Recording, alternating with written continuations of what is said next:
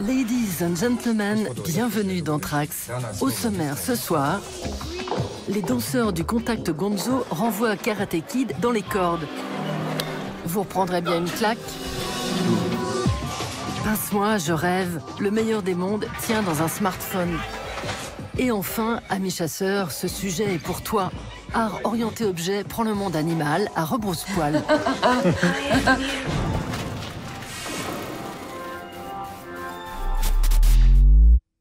Mun syntis lautas vasikas. Ja siis, laudauksen lahti aega pirraki vaatasin, ossas sõne, ossas sunnik, mis loo see on, no kurat. Vaatasin, vasikas poolenisti väljas sealt ja tõmbasin, sigutasin neid tulnud. Ja äpsõnas otsu seina ära vaatasin, siuke pirakas auk, aga nii külm oli, et läksin kohe aurule lähemale ja hakkas natuke soojama. Panin ühe käe sisse, panin teise käe sisse, palju soojem juba hakkas ja panin pea sisse. Siis mõtlesin, et sõita kah, panin üle sisse ära ja siis seal nii hea soe tegelikult oli ja siis nii uni tuli peale ja siis... En 2014, cette histoire de vache à dormir debout offre la gloire à son auteur, le réalisateur en herbe Mick Magee. Le héros de son film de 2 minutes, Vaname, le vieil homme, est même l'invité des plateaux télé estoniens. 5 ans plus tard, Mick co-réalise avec Oscar Leema la version longue qui devient le film d'animation le plus regardé d'Estonie, avec presque 100 000 spectateurs en salle. Mixant techniques de stop-motion simplifiées et dessins, Vaname, c'est South Park au pays des Dacha. C'est de leur studio estonien que Mick et Oscar nous racontent l'histoire de leur vache qui rit. Bonjour. Hi. Salut. J'avais dans les 6 ans et mon frère vivait dans une ferme. Ils avaient plein de vaches et j'en avais jamais vu auparavant. Elles étaient si grosses. Je flippais tellement elles étaient grosses. Et il y en avait environ une centaine. Et mon frère, qui était habitué aux vaches, sautait par-dessus la clôture électrique et se battait avec elles, en mode kung-fu. Je me disais, il va se faire massacrer. Je me souviens des gamins à la campagne. Une année, il y avait tellement de rats qu'ils les chassaient à la fourche. Ils chassaient les rats avec des fourches et c'était si sauvage. On aurait dit un truc qui sortait d'un livre, genre Sa Majesté des mouches. Seda ei ole vaja karta, astuge ligi, poisid ja tüdrukud, sina ka kala nägu. Lubage tutvustada. Saba, sarv, nina, jalg, silm, selg, kõht, udar, piim, lähm. Tuus. Dans mon enfance, j'ai eu une expérience traumatisante avec le lait. Je ne voulais pas boire de lait du tout et ma mère m'ordonnait d'en boire. Pour une raison obscure, ma mère pensait que si je ne buvais pas de lait, mes os allaient se briser. Qu'un jour, en marchant, mon pied allait se plier. Du coup, elle m'a vraiment forcé à boire du lait. Et je me souviens que j'étais assis là, avec ce verre de lait, à attendre que ma mère ne me regarde pas pour le verser dans ma poche. Quoi? Pourquoi tu l'as versé dans ta poche? Ben, je devais m'en débarrasser. La fenêtre devait être fermée. Ma pühin teid siit külast minema! Ei pühi!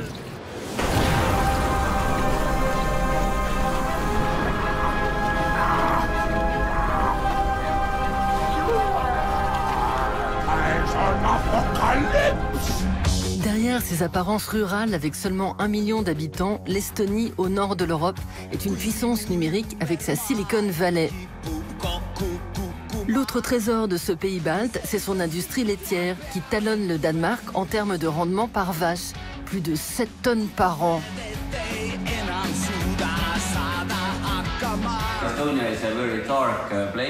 L'Estonie est un endroit très sombre. C'est toujours l'hiver.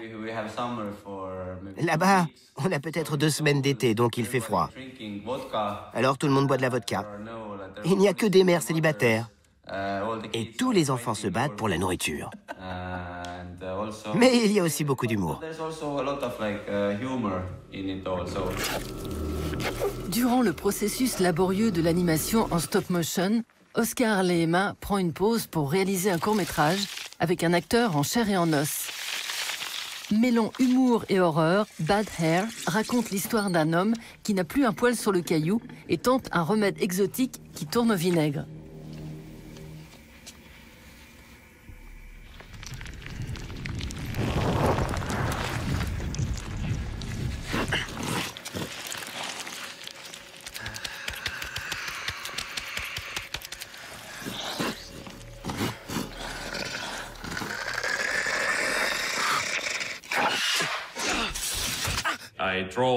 Je dessine tout le temps.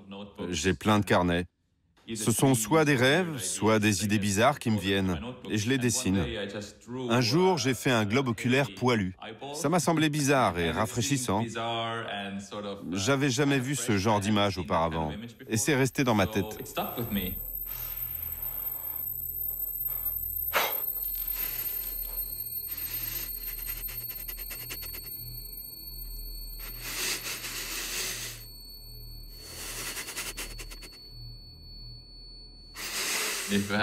Si tu as l'occasion de regarder le film Old Man, ça représente 1h30 d'humour estonien étrange. Donc si tu as la chance de le voir, c'est un concentré d'Estonie. Peut-être un peu plus dingue. L'Estonie sous acide, c'est ça Old Man.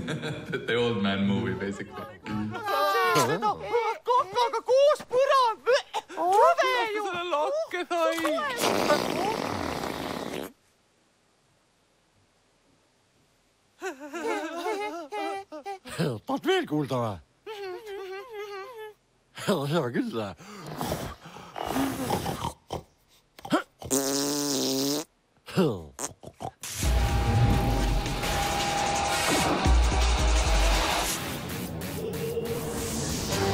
Valérie, notre reporter kamikaze, a décidé de s'attaquer à un gros morceau. Au bout de sa route l'attend Yuya Tsukahara. Cet artiste japonais est l'inventeur du contact gonzo, une danse qui fait froid dans le dos puisqu'elle s'inspire des mouvements du systema, un art martial russe pratiqué par les forces spéciales. Ça sent l'embrouille, à tel point que les chorégraphies de Yuya ressemblent comme 2 gants de boxe à un combat. Allez Valérie, montre-lui ce que t'as dans le ventre.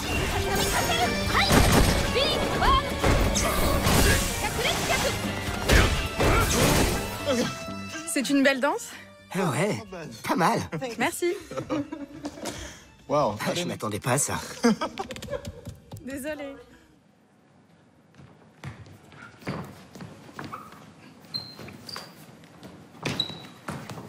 Ancien employé de la production de Dance Box, une compagnie de théâtre d'avant-garde installée à Osaka, Yuya Tsukahara constate qu'une fois tous les frais payés, studio de répétition, lumière, décors et costumes, il ne reste plus rien aux artistes. Il décide alors de réduire ses coûts à 0, répète la nuit dans des parcs et invente le contact gonzo.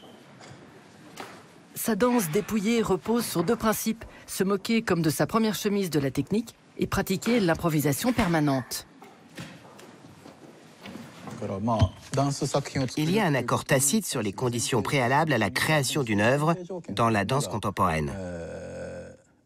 Et tout le monde a tendance à croire que si on ne réunit pas toutes ces conditions, alors on ne peut pas créer. L'œuvre ne peut pas exister. Ce que je veux prouver, c'est qu'on peut faire sans, et que la création doit être libre. Si on renverse cette question des conditions nécessaires préalables, l'artiste va non seulement pouvoir gagner de l'argent, mais on va aussi pouvoir obtenir des œuvres originales. C'est très marrant. Round 1. Fight! Inventé par l'écrivain-reporter américain Hunter Thompson au début des années 70, le gonzo désigne une nouvelle forme de journalisme subjectif qui part dans le décor. Yuya lui emprunte son nom et son concept de la caméra embarquée. Invité du MoMA à New York en 2013, il intègre des appareils photo jetables à la chorégraphie. Les performeurs chopent au vol des instantanés qui sont ensuite exposés dans les galeries d'art.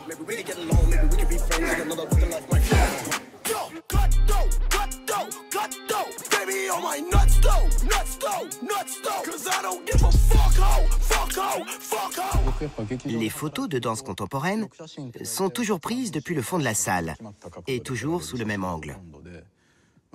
Quand on feuillette les magazines, on a l'impression que c'est toujours la même chose qu'on regarde.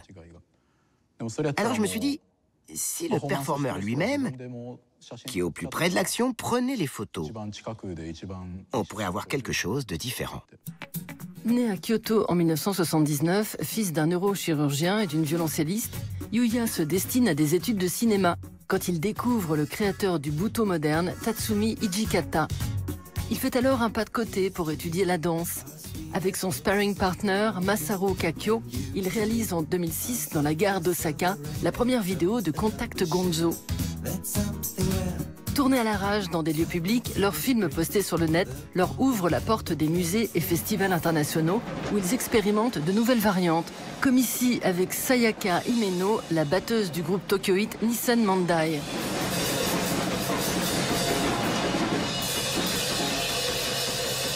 À part ça, faut pas te chercher, Yuya. Je me suis cassé des côtes et j'ai laissé un bout d'incisive sur du marbre à Vienne. Je me suis bien sûr disputé avec des camarades quand j'étais petit. Mais vraiment se battre? Faire preuve de violence? Non. C'est quelque chose que je ne fais jamais. Ce n'est pas dans ma nature. Pour le vernissage de leur exposition à la galerie Art Area B1 d'Osaka, les créateurs de Contact Gonzo relèvent un défi: accrocher leurs œuvres sans poser un seul pied par terre.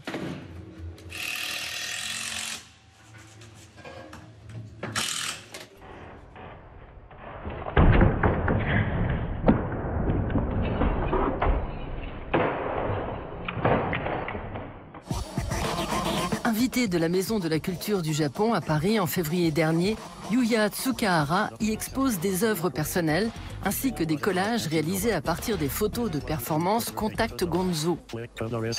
Intitulée Watching You Surf on Beautiful Accidents, l'exposition déroule le tapis à des sculptures surréalistes. De quoi sortir des sentiers battus.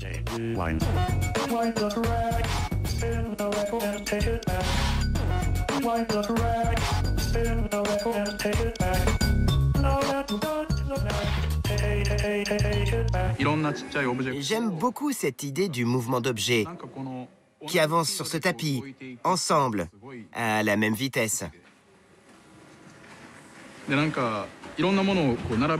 J'ai l'impression qu'avec ça, on a le début d'une histoire.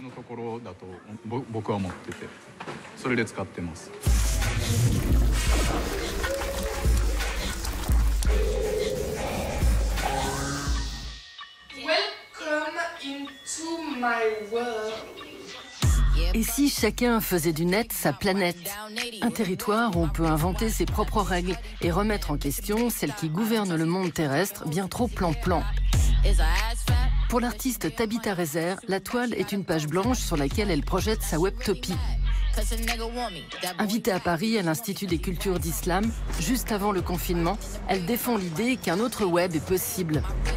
Une question qui m'anime, c'est comment nous guérir des technologies qu'on utilise. Ça isole, ça amplifie le sentiment de manque existentiel que chaque personne a, d'une certaine façon. Parce que ça prétend y résoudre à l'isolement, à la non-confiance en soi, le fait d'avoir plein de followers, d'être liké, tout ça, mais bon.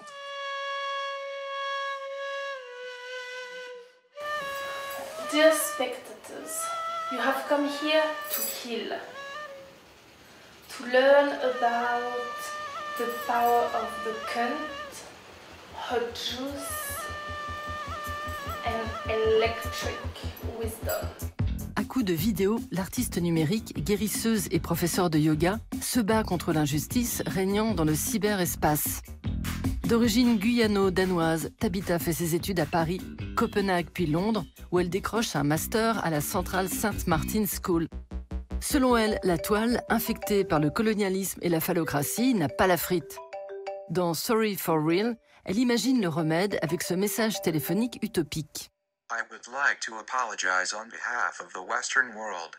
I apologize for the 400 years of colonial domination. I would like to apologize for slavery. I am sorry for the colonial mentality with which we designed the internet. I am sorry for making you cyber slaves. Pour Tabitha, le corps humain est une technologie comme une autre et pour le réparer, elle a un antivirus, le yoga. L'artiste de 31 ans n'est pas la première à tirer la sonnette d'alarme sur les dérives du net. Elle a 7 ans lorsqu'en 1996, John Perry Barlow rédige la déclaration d'indépendance du cyberespace. À l'époque, le poète et parolier des Grateful Dead s'inquiète que les grandes puissances mettent le grappin sur la toile et y fassent régner le même désordre que sur Terre. We will create a civilization of the mind in cyberspace. May it be more humane and fair than the world your governments have made. Depuis, le web est devenu le paradis des soldes et de Big Brother. Avant, j'étais vénère contre le monde, contre toutes les injustices. J'étais enragée. C'est un problème parce que c'est beaucoup plus facile d'être contre quelque chose que de créer ensemble des alternatives. Et parce qu'il y a une addiction à la colère, il y a une addiction à cette rage, parce que c'est un carburant. Elle est créatrice. Et c'est ça le problème qu'il y a dans beaucoup de réseaux d'activistes. Parce que sous cette colère, en fait, souvent se cache une autre émotion, c'est l'impuissance. Et donc j'avais besoin d'une façon pour exprimer cette colère et pour la vomir, en fait. Grâce à l'artiste chinoise Lu Yang, la webtopie a déjà son super-héros, Uterus Man. Ni homme ni femme, il est capable de voler grâce à ses flux sanguins et se déplace sur un skateboard en forme de serviette hygiénique. Pratique. Pour Lu, dans le cyberespace, c'est open bar.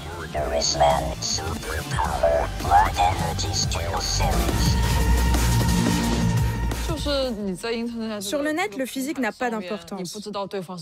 Tu ne sais pas comment est la personne en face. Moi, je pense que si Dieu a créé les hommes, il leur a donné trop de préjugés. On a trop d'a priori liés à l'apparence des gens. Le net te permet d'échanger avec les autres au-delà des préjugés. En février dernier, Lu Yang expose au Centre Georges Pompidou à Paris, dans le cadre de l'exposition Neurones, les intelligences simulées. Abandonner son apparence humaine, sa nationalité ou son genre, voilà le Graal qu'elle convoite sur le net. Avec Delusional Mandala, créé en 2015, Lu se téléporte dans le cyberespace. Son double humanoïde digital est soumis à des expériences neurologiques et évolue dans un monde où l'immortalité est à portée de clic.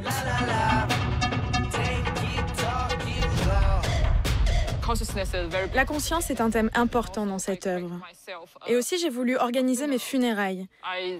Je me suis même créé un corbillard. Je réfléchis à comment les nouvelles technologies pourraient être utiles, comme avec ces funérailles 3.0. Lu Yang est née à Shanghai en 1984 de parents professeurs dans l'industrie médicale. Enfant, elle se gave de manga, de Japan pop et d'art contemporain. En 2010, elle sort diplômée de la plus grande école d'art du pays, l'Académie des Arts de Chine. Mélangeant allègrement les cultures qui ont bercé son adolescence, Lu imagine des œuvres pochettes surprises où se télescope manga, jeux vidéo et culture digitale.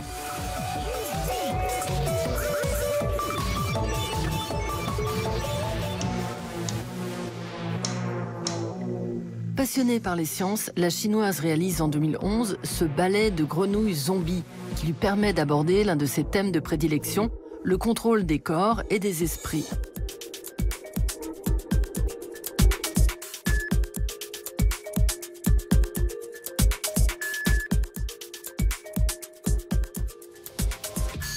2 ans plus tard, Lu Yang donne naissance à Uterus Man après avoir rencontré l'illustrateur japonais Mao Sugiyama.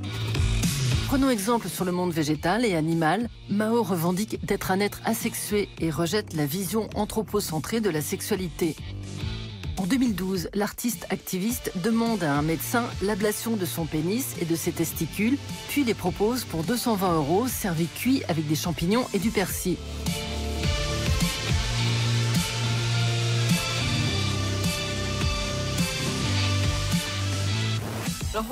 Au début, quand j'ai lu la nouvelle, je me suis tout simplement dit « Oh tiens, encore un japonais bizarre ». Mais après avoir lu l'article en entier, ainsi que ses propres explications sur sa performance, j'ai mieux compris son geste. Il disait qu'il ne voulait plus être ni un homme ni une femme. Il désirait tout simplement exister et réfléchir en tant qu'être humain. J'étais très touchée par ces mots. C'est la même idée que je défends avec Uterus Man.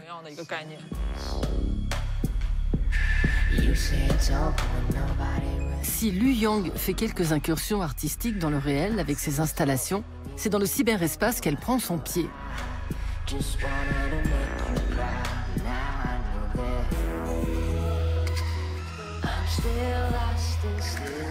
Exposée à New York, Tokyo ou Saint-Pétersbourg, Lu est sélectionnée en 2015 pour représenter la Chine à la Biennale de Venise avec son film Moving Gods. L'occasion pour Lu de désacraliser les religions à l'ère des neurosciences.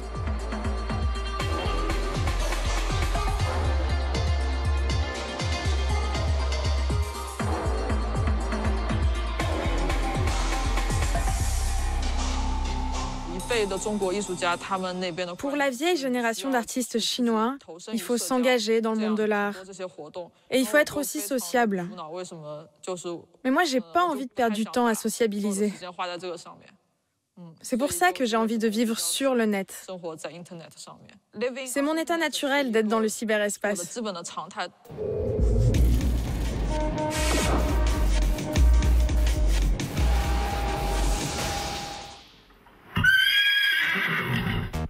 En 2011, Marion Laval-Jantet se transforme en centaure. Pendant plusieurs mois, l'artiste française s'injecte des immunoglobulines de cheval, ces protéines indispensables au système immunitaire. Puis, au cours d'une performance devant une 60aine de personnes à la galerie Kapelica, en Slovénie, elle se fait injecter du sérum d'équidé par son partenaire Benoît Mangin, avant d'enfiler des prothèses pour s'élever à hauteur de canasson. Pour le duo d'artistes art orienté objet, l'animal, c'est sacré. Avec ce type d'information dans mon sang, j'avais une perturbation du sommeil, par exemple. Et puis j'avais une perturbation de l'émotivité, parce que le cheval a une réaction hyper émotive au monde. C'est ce qui fait qu'il fait des écarts très importants. Mais en même temps, je me sentais super puissante parce que mon corps, il était dopé par des signaux protéiniques qui en demandaient plus à mon corps que ce qu'il peut donner. C'est-à-dire quand vous avez une immunoglobuline qui fait 180% de la taille de l'immunoglobuline humaine et qui vient du cheval, elle envoie une information qui est interprétée par exemple, je sais pas, la thyroïde comme « fonctionne plus ». Alors, donc on a le corps qui... Depuis 91, Écolo avant l'heure, art orienté objet, questionne notre rapport au vivant. En écho à la slow food qui s'oppose à la malbouffe, Marion et Benoît se réclament du slow art et leur démarche flirte avec le zéro carbone. Ainsi, quand ils partent il y a 10 ans dans l'Arctique à la recherche d'une empreinte d'ours polaire, ils imposent aux institutions qui les soutiennent de planter 300 arbres en compensation. Ok, on l'a.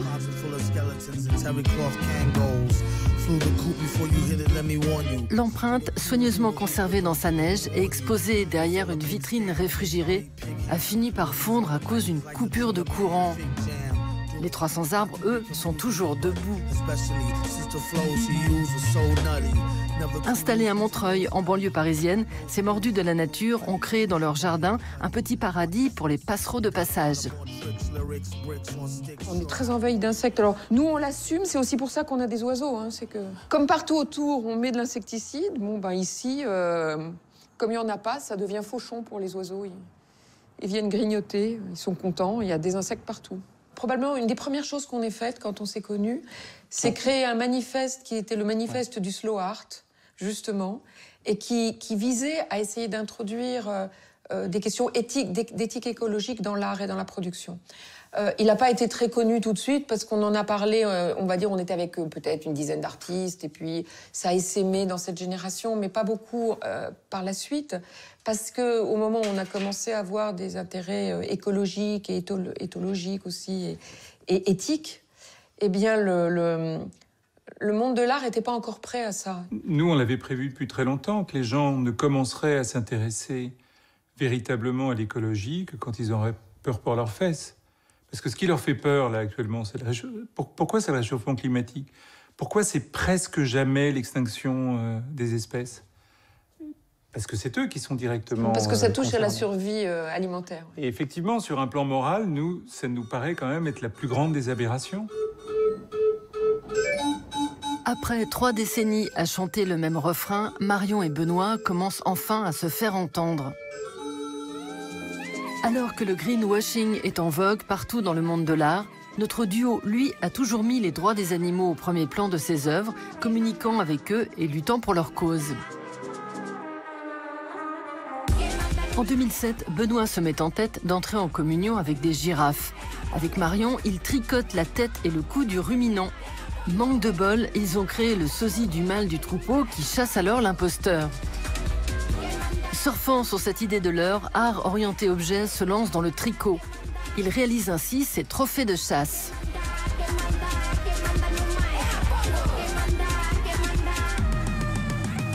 On les avait exposés chez des taxidermistes avec l'idée que si les gens voulaient enfin être éthiques, ils nous demandent une peau d'animal une peau d'animal tricotée plutôt qu'une peau d'animal tué. Il y a beaucoup de gens aussi qui étaient dans la frustration parce qu'on n'a plus le droit de tirer sur certains animaux.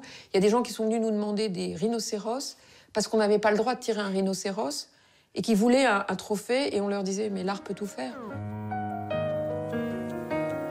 Benoît et Marion insèrent parfois de vrais animaux dans leurs œuvres. En 2000, dans Roadkill's Coat, le manteau des animaux écrasés, le duo ramasse ces accidentés de la route pour concevoir un manteau de fourrure, une façon de leur redonner vie.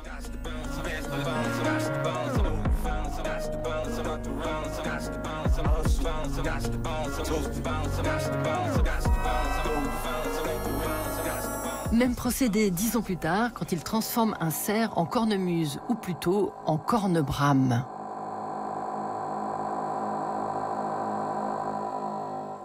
Je ramenais énormément d'animaux écrasés sur la route, blessés ou quoi, chez ma grand-mère. On n'arrêtait pas de réparer des animaux.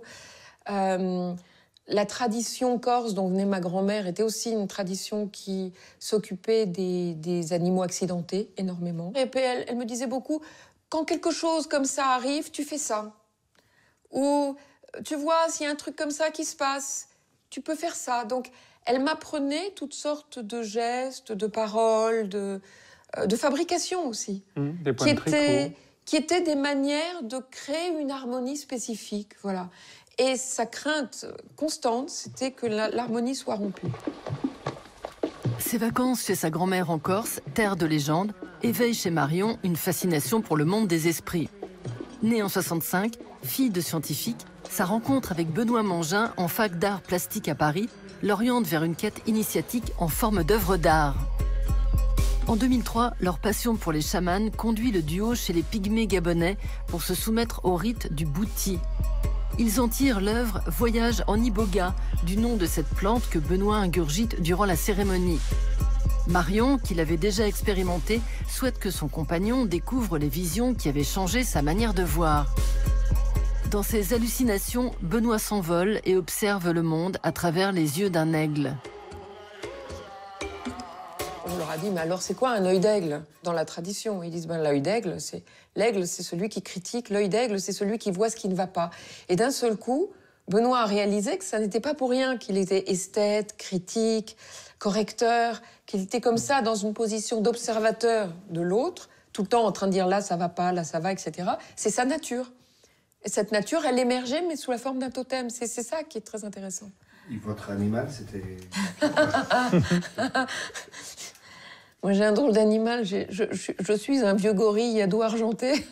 Donc, voilà. Je suis un gorille qui aime les oiseaux, apparemment. Matrax, c'est où tu veux, quand tu veux, sur arte.tv et les réseaux sociaux.